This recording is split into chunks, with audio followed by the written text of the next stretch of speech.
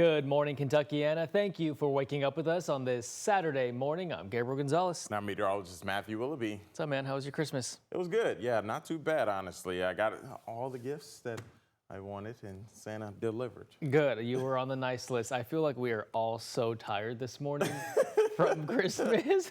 It's good to be here, though. Good to be here with you. Miss Reed Yaden has some time off, so Matthew's with us this morning, and good to be here with you as well. We got to talk weather. Yes, we do. Yeah, we got some big changes on the way for us on the way for Sunday. Today will be mainly quiet. We won't have to worry about too much today, but we're talking weather impact alert day in store for you as we go towards your Sunday night back into your Monday morning.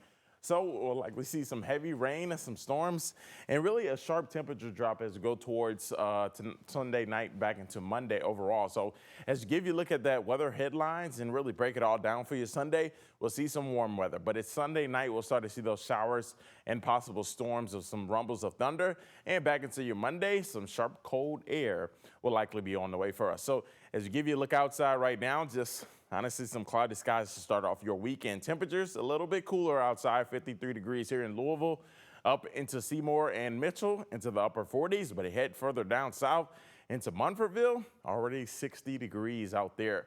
As you give a look at visibility, we are seeing at least some fog out there into Huntingburg and French Lick and down to Campbellsville for this morning. So we are seeing some patchy fog out there for you as we go towards this morning. But that satellite and radar, not too bad outside. Still seeing those clouds roll through for this morning. That Saturday coffee planter brings us up into the upper 50s by midday. And eventually by the afternoon hours, we'll top off just into the lower 60s for your Saturday with some cloudy and mild conditions. But just as I was talking about, we do have a big temperature drop on the way for us. We're talking 30 to 40 degrees in just a few hours. So I'll be timing out all those details and what you need to know coming up in just a few minutes. We'll send it back over to you, Gabe. All right, sounds good. Thank you, Matthew.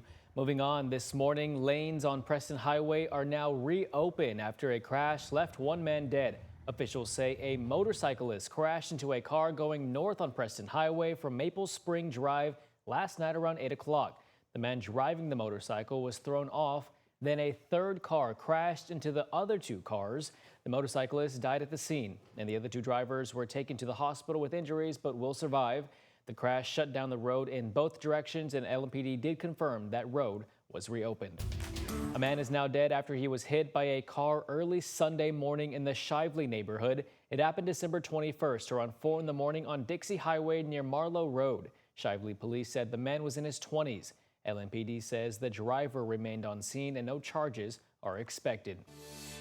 The JCPS fifth grade teacher accused of messaging sexual content to one of her students is out of jail on house arrest. According to court records, Sydney Graff posted a $100,000 bond and a judge released her. According to her arrest citation, during an NTI day, Graff was reportedly having sexually explicit conversations with a fifth grade student. Graff then allegedly made plans to meet that student, and police arrested her while she was picking that student up. She's charged with using electronic means to entice a minor, along with drug charges. Her case goes before a grand jury in January, which could determine whether she goes to trial.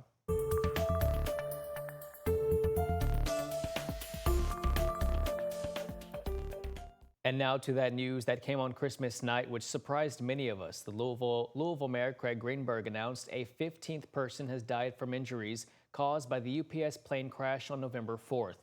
We're learning he was yet another employee of one of the businesses that was hit. Alexandra Goldberg and photojournalist Hayden Sorgenfry have his story. 50-year-old Alan Rodriguez Colina died on Christmas Day after a 7-week fight in the hospital following the UPS plane crash, which killed 14 other people. That day, November 4th, is etched in all of us.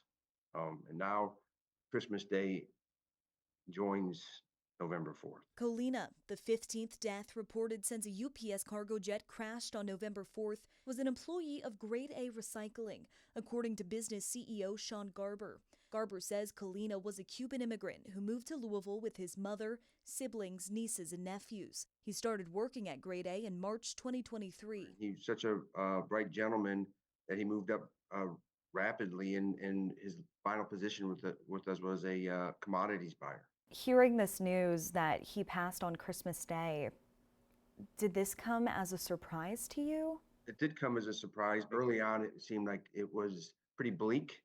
But as time went by, we were getting positive reports. He seemed to be um, doing better. He started to get skin grafts. There's things that just seemed to be moving in the right direction. His family spent was at his side nearly the entire time. Garber says his back was burned from the fire, but he was able to escape the building. He recounts a conversation with Colina's 20-year-old nephew. He was just torn up because he said that's how he will remember Christmas. Explain to us the magnitude of losing 4 employees. It weighs heavy on all of us, and it's difficult, certainly, to think that their lives were cut short which was an avoidable tragedy. 4 Grade A employees and 8 customers died on site at the Grade Lane facility. If you go by our facility, there's 11 wreaths hanging on a temporary fence in honor of all of the people who perished there, and every one of us was hoping that we wouldn't have to add a 12th. Garber says Grade A has created a fund for the victims' families and says he wants to see justice and accountability for everyone impacted. In Louisville, Alexandra Goldberg, WHAS 11, on your side. Garber says he does not know of any other victims who suffered injuries and are still recovering in the hospital. Remember, the NTSB says 23 people on the ground were injured. A spokesperson for U of L Health says since November 6th, they are not authorized to provide information on hospitalized victims. That's at the request of patients' families. As we continue our coverage on this incident, you can stay up to date immediately at home as details come out. You can download the WHAS 11 Plus app for free wherever you get your apps. Well, limits are coming to Indiana SNAP benefit recipients. A new ban on buying sugary drinks and candy with SNAP benefits that would start New Year's Day.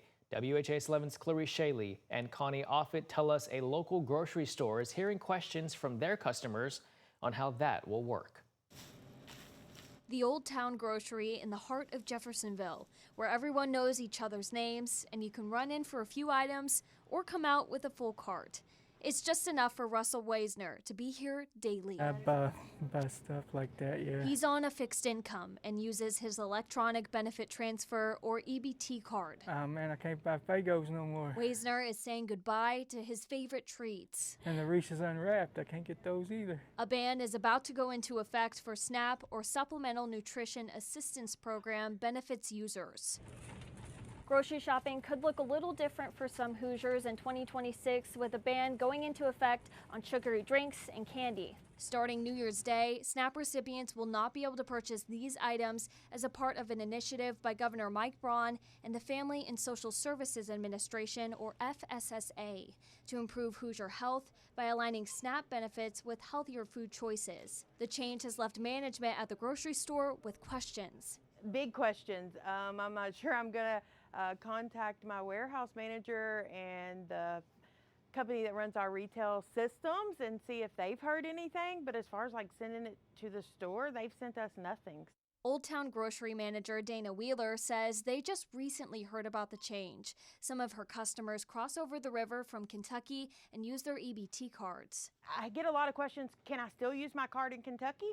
Can Kentucky still use their card? And I don't know the answers to that. This change is a response to what the state calls alarming public health statistics, showing 66% of Hoosier adults as obese or overweight, according to FSSA. Wheeler suggests educational programming could also help. I think a lot of people are just eating what they know and what they've grown up on, so that's what they buy. They don't realize healthier options. While Weisner would like help buying some of the more expensive, Hamburger, but needed protein items for a healthy diet. In Jeffersonville, Clarice Shaley, WHAS 11 on your side. And we spoke to Senator Lindsay Titchener if this change could happen here in Kentucky. She said this was heavily talked about in a state task force created for improving Kentuckians' health. Titchener said SNAP legislation was recommended as future actions.